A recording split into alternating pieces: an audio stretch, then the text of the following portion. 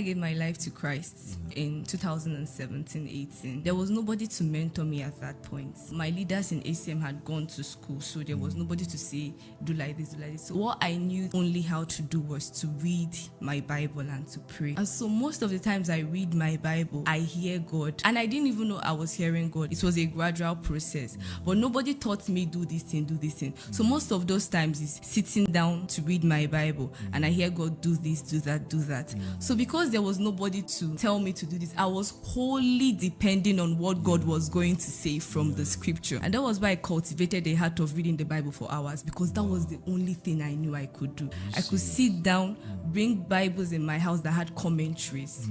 I would read the Bible, I would go through the commentaries, I would study it. That was the only. I didn't have a phone that said, listen to a message, talk to your mentor, do this thing. So that was where I cultivated hearing God. Hearing God is not difficult for me, because that was part of my early trainings when I started and following speaks to you God. majorly from the scriptures. Speaks to me to the script. I rarely have dreams. What about inner voices? I hear inner voices, but I rarely have dreams. I can have dreams like once in a year or twice in a year. So God doesn't speak to me through visions. God speaks to me through the inner voice I hear. When I hear God, it's so distinct that I know that this one is God. But like, what's the voice like? A whole different voice.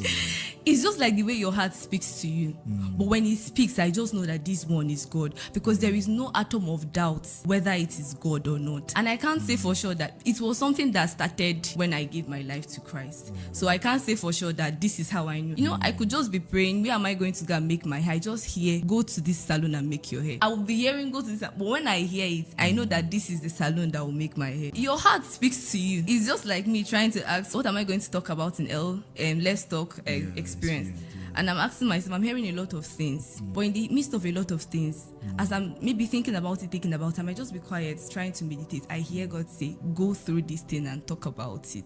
I just have learned how to differentiate even when I'm confused, I know that I'm hearing. But sometimes in the midst of that confusion, I hear something that is so distinct from what I've been hearing. I just know that, okay, this is. Sometimes I might ask God, God won't answer me. At that point, He's expecting me to use the wisdom that He has given me to know what I'm going to do and what I'm not going to do. So I'm not saying that every question I ask God, He talks within my inner being. Sometimes He's expecting me to be wise enough through the wisdom He has given me to know what should I do and what should I know. So sometimes you ask Him questions, He just leaves you. Let's see what this girl will do. You get. Sometimes it's my peace. I remember praying for something, and I was like, I've heard messages where they say, don't trust your peace enough to know that God is talking to you through your peace. But I also come to understand that our walk with God